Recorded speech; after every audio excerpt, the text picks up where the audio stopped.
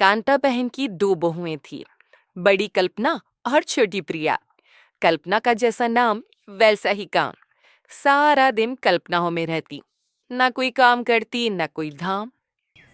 अरे कल्पना बहू, जरा अच्छी सी चटनी पीस दे। आज कुछ मजेदार खाने का मन है। पेट में जलन हो जाएगी माँ जी बुढ़ापे में।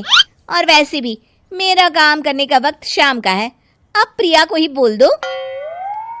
इतना कहकर कल्पना वहां से चली जाती है। कांता कल्पना के ऐसे रवैये से काफी परेशान रहती हैं। मैं बना देती हूँ माँ चटनी।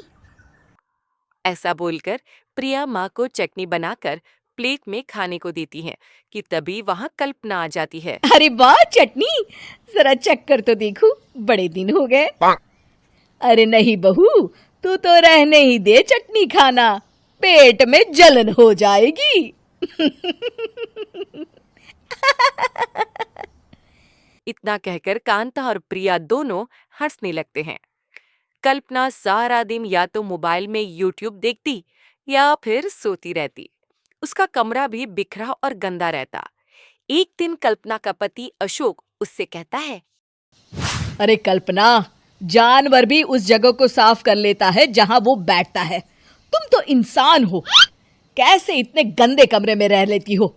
देखो, सारा सामान यहाँ वहां बिखरा पड़ा है। ज्यादा अपनी माँ का बोल ना बोलो। हाँ, कमरा तुम्हारा भी तो है, गंदा लग रहा है तो साफ कर लो। पता नहीं तुम्हारे साथ मैं कैसे जिंदगी बिताऊंगा। इतना कहकर अशोक वहां से चला जाता है। कल्पना बस खाना खाने कमरे से बाहर आती और फिर से कमरे में चली जाती। इससे कांता बहन काफी परेशान रहती। एक दिन प्रिया कांता से कहती है, माँ, मैं सारा दिन काम करके थक जाती हूँ। आप कल्पना दीदी से कहिए ना कि सुबह और शाम का काम बांट ले। मैं तो अब सिर्फ एक वक्त का ही काम करूँगी। हाँ। अरे तू वो भी ना करना, एक बहू तो कामचोर थी ही, दूसरी भी आ गई काम ना करने के बहाने लेकर। तभी वहां प्रिया का पति रमेश आ जाता है। माँ, मैं देख रहा हूँ भाभी कोई काम नहीं करती। प्रिया सारा दिन घर और रसोई का काम करती है, अब कुछ करो ना माँ। कांता मन में कुछ सोचती है और कल्पना के पास जाती है। कल्पना फोन पर मेकअप करना देख रही होती है। कल्पना, तुम सारा दिन बस मोबाइल देखती हो, घर का कोई काम भी कर लिया करो। प्रिया सारा दिन काम करके थक जाती है। आज से मैंने फैसला किया है, एक वक्त का काम तुम करोगी। सुबह का खाना तुम बनाओगी और रात का प्रिया। आप लोगों ने काम को हव्वा बना रखा है। अरे पता नहीं थोड़ा सा ज्यादा काम करने में आप लोग घबरा क्यों जाते हैं। और हाँ, बहुत ज्यादा प्रिया की तारीफ मत करिए मेरे सामने। बड़ी बहू तो मैं ही रहूंगी। मैं कुछ नहीं जानती। कल सुबह मुझे वक्त से खाना चाहिए। रसोई में आ जाना, वरना कल से तुझे खाना नहीं मिलेगा। अगली सुबह कल्पना रसोई में नहीं आती है। वो देर से सोकर उठती है और बाहर आकर कहती है, अरे भूख लगी है, आज खाने में क्या है?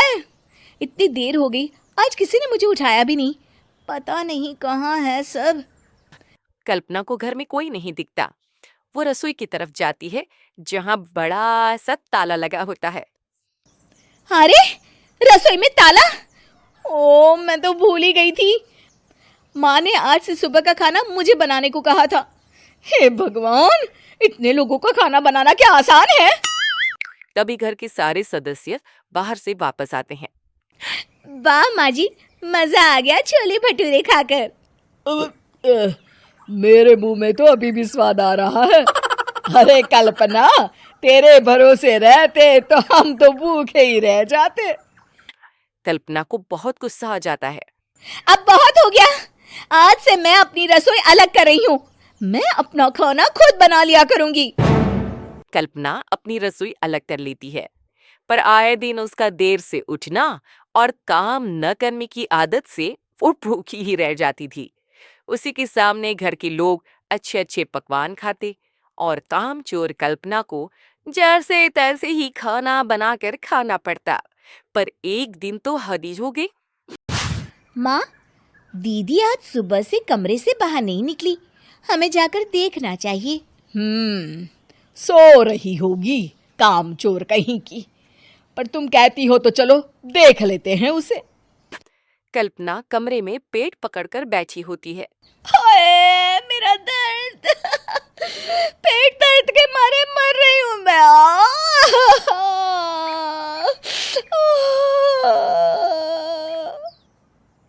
अरे दीदी क्या हुआ?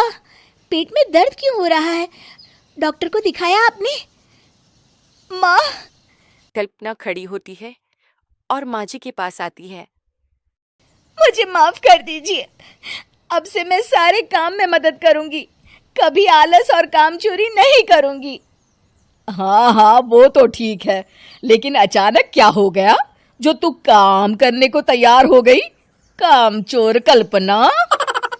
माँ, लगातार बासी और उल्टा पुल्टा खाना खाने के कारण मेरे पेट में इन्फेक्शन हो गया है। काम न करना पड़े इसलिए मैं 2 दिन का खाना एक दिन ही बना लेती थी। बासी और खराब खाना खाने के कारण लेने के देने पड़ गए। पेट में दर्द हो रहा है। चलो अच्छा हुआ, देर आए दुरुस्त आए।